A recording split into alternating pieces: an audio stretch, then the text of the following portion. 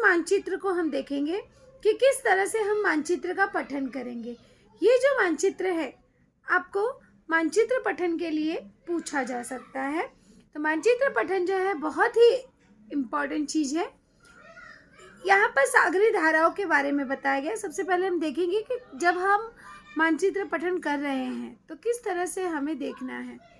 तो यहाँ पर किसके बारे में बताया गया है? सागरी धाराओं के बारे में। यहाँ पे अगर आप ध्यान से देखते हो तो ये जो रेड लाइन है, ये रेड लाइनें, जितनी भी रेड लाइनें हैं वो सभी रेड लाइनें हमें गर्म धाराएं बताती हैं। और जो ये नीली लाइनें हैं, ये जो नीली नीली कलर की लाइनें दिख रही हैं, ये लाइनें हमें ठंडी धाराएं बताती हैं। अर्थात यहाँ पे दो तरह की धाराओं के बारे में बताया गया है। अब हम देखेंगे कि इस पर आधारित किस तरह से हमें प्रश्न पूछे जा सकते हैं।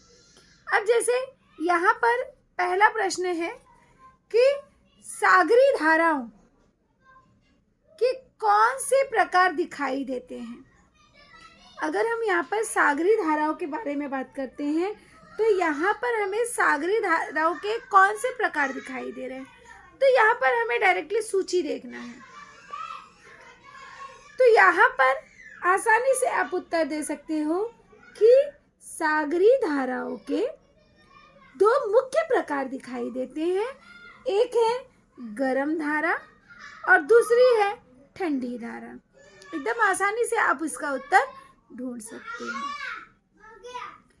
दूसरा प्रश्न यहाँ पर पूछा गया है, विषुवत रेखा से ध्रुवों की ओर जाने वाली धाराएं किस प्रकार से हैं। अब देखिए, पहले ही आपको मैंने बताया कि धाराएं जो है वो दो प्रकार से चलती है। एक विषुवत रेखा से ध्रुव की ओर, दूसरा है ध्रुव से विषुवत रेखा की ओर।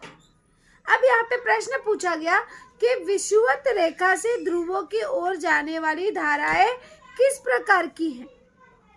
तो अगर हम बात करते हैं कि विषुवत रेखा से ध्रुव की ओर जो जाने वाली धाराएं हैं, तो ये धाराएं, विषुवत रेखा से ध्रुवों की ओर जाने वाली धाराएं गर्म धाराएं हैं। अब ये कैसे पता चल रहा है हमें? अगर यहाँ पे ये लाइन आप देख रहे हो, ये लाइन हमारी है विषुवत रेखा। ये जो बीच की लाइन जा रही है ये है विषुवत रेखा। तो यहाँ से विषुवत रेखा से ये हमारा हो गया, यहाँ पर है ध्रुव। तो ये हवाएं इस तरह से चल रही हैं, आप देख रहे हो, ये इस तरह से चल रही हैं। तो आसानी से आप कह सकते हो कि जो हवाएं यहाँ पर विषुवत रेखा से ध्रुव की ओर चल रही है, ये रेखाएं यहाँ पर गर्म रेखा है, गर्म धारा है। अगला प्रश्न यहाँ पर पूछा गया है कि ध्रुवीय प्रदेश से विषुवत रेखा की ओर जाने वाली धाराएं कौन से प्रकार की है। अब इसी का अपोजिट है, ये हमारा हो गया ध्रुव, ये हमारा हो गया ध्रुवी भाग। और ये जो है, ये हवाएं आप जो देख रहे हो, ये धारा जो है यहाँ पर विषुवत की ओर जा रही है, ये धाराएं विषुवत की ओर जा रही है। इसीलिए अब ये जो ब्लू धाराएं है उसे कहते हैं ठंडी धारा। तो इसका मतलब हमें उत्तर मिला कि ध्रुवीय प्रदेश से विषुवत की ओर जाने वाली धाराएं गर्म सागरी धाराएं हैं, सॉरी ठंडी धाराएं हैं, क्योंकि ये ब्लू है। जब ध्यान में रखिए, विषुवत से ध्रुव की ओर चलने वाली हवाएं हमेशा गर्म होती हैं और ध्रुव से विषुवत की ओर चलने वाली हवाएं ठंडी होती हैं। अब अगला यहाँ पर प्रश्न पूछा गया है कि सागरी धाराएं गोलाकार में बहते समय उनकी दिशाओं में उत्तरी एवं दक्षिणी गोलार्ध में कौन सा अंतर दिखाई देता है। आप देख रहे हो कि ये हवाएं जो है जब बह रही है तो ये गोलाकार में बह रही हैं।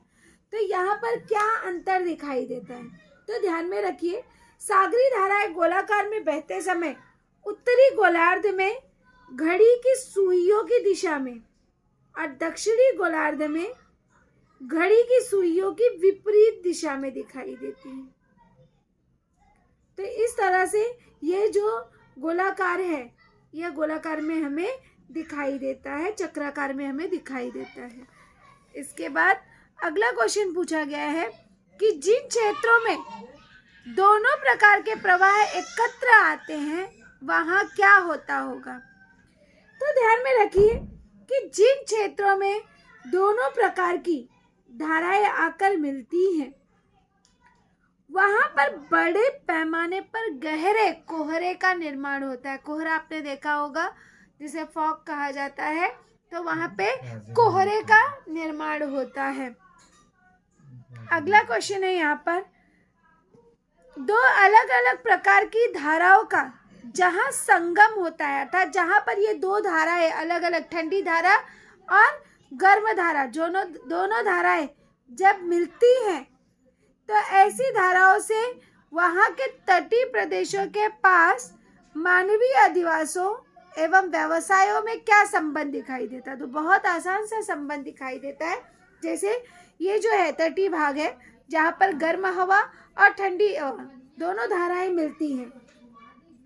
तो ध्यान में रखिए कि दो अलग अलग प्रकार की सागरी धाराओं का जहाँ पर संगम होता है, वहाँ बड़े पैमाने पर वहाँ पे सबसे ज्यादा मछलियाँ पाई जाती है, और ऐसे स्थान के तटीय प्रदेश के पास ऐसे मानवीय अधिवास पाए जाते हैं, और जहाँ के लोगों के आहार में मछलियाँ जो है वो प्रमुख होती हैं, और यहाँ के लोगों का व्यवसाय भी मत्स्य व्यवसाय होता है, क्योंकि वह तट के समीप होते हैं। तो ये इसका प्रमुख कारण है।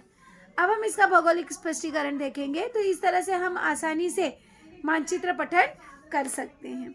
हमने पढ़ा कि सागरी धाराएं मुख्यतः सागरी जल के तापमान, लवणता एवं घनता और वैसे ही ग्रही पवनों के कारण उत्पन्न होती हैं।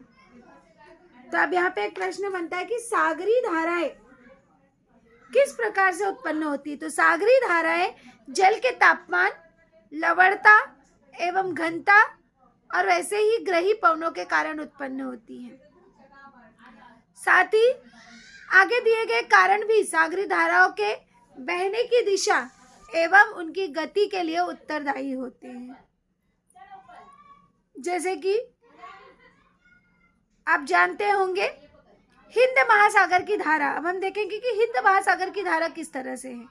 प्रशांत एवं अटलांटिक महासागरी धाराओं के प्रतिरूप में समानता है, पर हिंद महासागर में प्रवाह चक्र अलग है। हिंद महासागर उत्तर की ओर की भूमि से घिरा हुआ है, और विषुवत रेखा के कारण इस सागर के उत्तर और दक्षिण दो भाग बन गए हैं। हिंद महासागर का यहाँ पर अगर आप देखते हो, ये है हमारा हिंद महासागर। तो यहाँ पे विषुवत रेखा के कारण ये दो भागों में विभाजित हो गया है, उत्तर और दक्षिणी भाग। तो इस तरह से ये हिंद महासागर दिखाई देता है। इस महासागर पर अगर हम हिंद महासागर की बात करें, तो इस महासागर पर मानसूनी पवनों का प्रभाव अधिक है। ये पवनें ऋतु के अनुसार परिवर्तित होती है। जैसे ऋतु आपने पढ़ा होगा, ग्रीष्म ऋतु, शीत ऋतु, वर्षा ऋतु। तो उसी तरह से ऋतु के अनुसार जो है यहाँ पर हमें परिवर्तन दिखाई देता है। इसीलिए ग्रीष्म ऋतु में उत्तरी हिंद महासागर में सागरी धाराएं दक्षिणावर्त अर्थात दक्षिण की घड़ी की सुई के अनुसार बहती हुई दिखाई देती है। जिस तरह से हमारा घड़ी का चक्र चलता है, उस तरह से वह दिखाई देती हैं। और शीत ऋतु में इसके विपरीत दिखाई देती हैं। जैसे उल्टी घड़ी चलती है, उसी तरह से यहाँ पर जो है पवन की चक्र की दिशा दिखाई देती है। तो यह परिवर्तन हमें हिंद महासागर में दिखाई देता है। अब इसी कड़ी में हम आगे देखेंगे पृथ्वी का परिभ्रमण।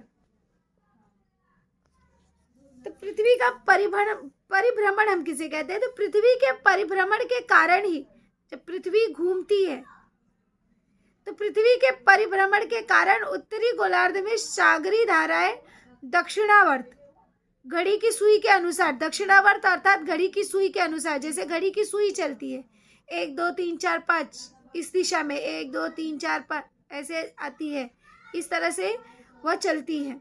तो इसे कहते हैं दक्षिणावर्त में। और वही दक्षिणी गोलार्ध में अर्थात वामावर्त कि घड़ी की सुई के विरुद्ध, जैसे जब हमारी घड़ी की सुई इस दिशा में चलने लगे तो इसको कहते हैं वामार्त और इसे कहते हैं दक्षिणावर्त। तो इस तरह से चलती है। तो इसका प्रमुख कारण है कि पृथ्वी के परिभ्रमण के कारण, पृथ्वी जो हमारी परिक्रमा करती है उसके परिभ्रमण के कारण हमें यह परिणाम दिखाई देता है। इसके बाद हम देखेंगे महाद्वीपीय संरचना। तो तट के आकार के अनुसार सागरी धाराओं की दिशा बदलती है। तो यहाँ पर एक प्रश्न बनता है कि किसके अनुसार सागरी धाराओं की दिशा बदलती है। तो हमें उत्तर मिलता है कि तट के आकार के अनुसार सागरी धाराओं की दिशा बदलती है। सागरी धाराओं की सामान्य गति 2 से 10 किलोमीटर प्रति घंटा होती है। एक प्रश्न हमारा यहाँ पर फिर से बनता है कि सागरी धाराओं की सामान्य गति कितनी होती है। तो 2 से लेकर 10 किलोमीटर प्रति घंटा होती है। और सागरी धाराओं को गर्म व ठंडी धाराओं में विभाजित किया गया है। फिर से एक प्रश्न बनता है कि सागरी धाराओं को कितने भागों में विभाजित किया गया है। तो सागरी धाराओं को 2 भागों में विभाजित किया गया है, गर्म और ठंडी धाराएं।